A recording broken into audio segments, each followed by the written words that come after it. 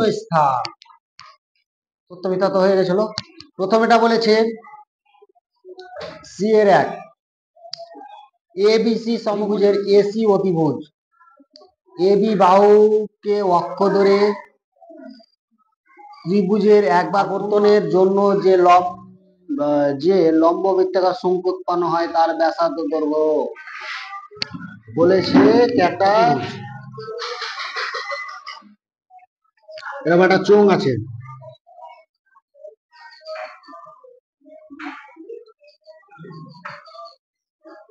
এটা হলো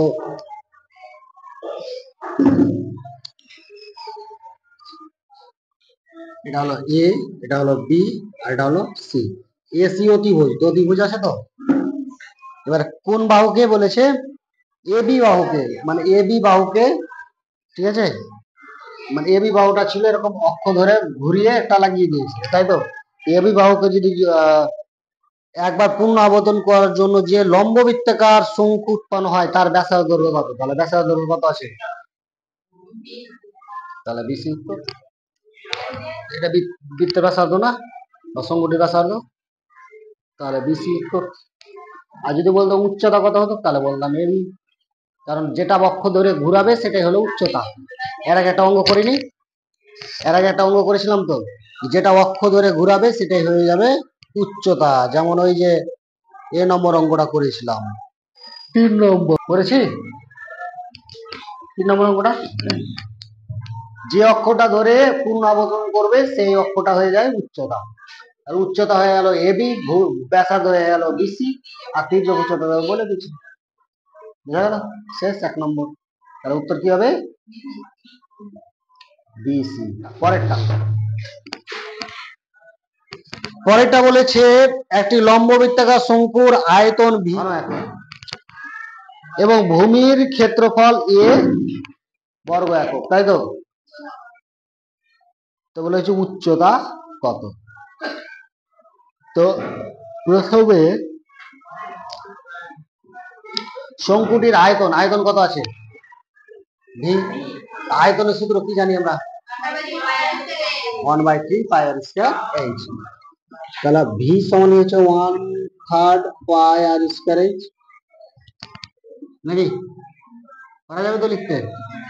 এবার তারপরে বলেছে কি ভূমির ক্ষেত্রফল এ বর্গ একক। তাহলে ভূমির ক্ষেত্রফল কত? এ সমান হচ্ছে পাই আর স্কয়ার, নাকি? এটাই তো। উচ্চতা কত? তাহলে বলেছে উচ্চতা কত হবে। তো আচ্ছা, আমি এটা পেয়েছি কত, এখানে লিখছি এ সমান কত, এ সমান কত পেয়েছি? পাই আর স্কয়ার। তাহলে ভি সমান হচ্ছে একের সঙ্গে এটি গুণ করলে ওটাই হয়, তাহলে পাই আর স্কয়ার এইচ বাই কত 3, নাকি? তাহলে ভি সমান পাই আর স্কয়ারের মান কত আছে? পাই আর স্কয়ারের মান হচ্ছে এ, তাহলে বসে দিলাম এটা হলো এ, এটা বসে দিলাম এইচ, পাই আর স্কয়ারের করে বসে দিলাম এ, আচ্ছা না, পাই আর স্কয়ারের মান কত? এ, তাহলে বসে দিলাম এ আর এইচ বাই কত 3। কোনাকুনি গুণ করবো, তাহলে এটা ভি এর নিচে কিছু নেই, মানে কি এক আছে, একের সঙ্গে এটা গুণ করলে কত হবে? এ এইচ সমান হচ্ছে 3b, বুঝছো তো? তাহলে এইচ সমান কত হবে? 3b বাই, তাহলে উচ্চতা কত হলো? 3b বাই, হ্যাঁ, বুঝা গেল? ওই ছেলে বুঝা গেল? মাঝে মধ্যে কামাই কেন? হ্যাঁ, কি হলো?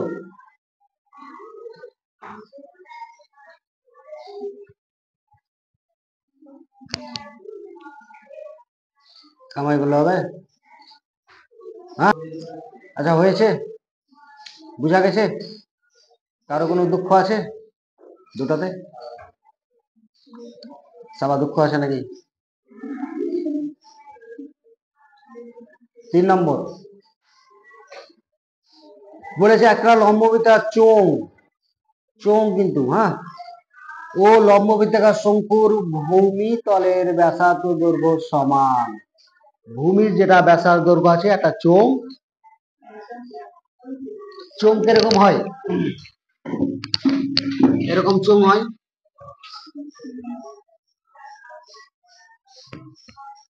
বলেছে চোঙটার ব্যাসার্ধ দৈর্ঘ্য আর শঙ্কুটির ব্যাসার্ধ দৈর্ঘ্য সমান, মানে এইটুকু দৈর্ঘ্য আর এরও ব্যাসার্ধ দৈর্ঘ্য সমান। বুঝা গেল? এবার বলেছে তাদের উচ্চতাও সমান, উচ্চতা যতটা আছে এর উচ্চতাও ততটা আছে, এর উচ্চতাটা বেশি আছে, মনে করলাম সমান আছে। উচ্চতা যদি এখানে যদি 10 হয় বা h হয়, এখানেও 10 বা h। বুঝা গেল? আয়তন কত নাকি আয়তনের অনুপাত কত? তাহলে চোঙ লিখবো, চোঙ ও শঙ্কুটির আয়তনের অনুপাত। তাহলে উচ্চতা সমান, ব্যাসার্ধ সমান, তাহলে আয়তন কি হবে? এরকমই হবে সূত্র হিসাবে। তাহলে লিখবো চোঙ, কি লিখবো? চোঙ ও শঙ্কুটির আয়তনের অনুপাত। কি লিখবো? চোঙ ও শঙ্কুটির আয়তনের অনুপাত। তাহলে আয়তন অনুপাত, চোঙের অনুপাত কত ছিল? আয়তন নেই, চোঙের সময় আয়তন কি ছিল? হ্যাঁ, চোঙ চোঙ চোঙ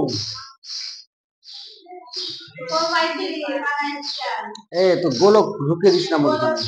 4/3। আমি বলিনি চোঙের এটা এখানে জল ভরে একবার ভরলে একবার পরিপূর্ণ হবে, দুবার ভরলে দুভাগ হবে, তিনবার ভরবো তো পরিপূর্ণ হবে।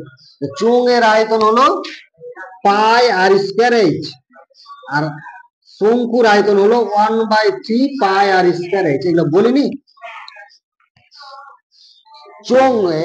চোঙের আয়তন শঙ্কুর আয়তনের 3 গুণ। বুঝা গেল?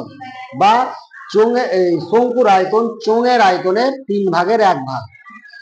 সেটাই নিয়ে এগুলো প্রথম ক্লাসে বলে দিয়েছি, সব বলে নেই। তাহলে এবারে পাই আর square H, pi square H কেটে গেল। তাহলে এখানে পড়ে থাকবে 1:1/3। তাহলে এখানে 3 আছে মানে 3 দিয়ে গুণ করবো, এখানেও 3 দিয়ে গুণ করবো। তো 3 কে 3 কেটে গেল, তাহলে পড়ে থাকবে 1। তাহলে 3:1, মানে এর আসবে 3, ঠিক আছে, আর এর আসবে 1।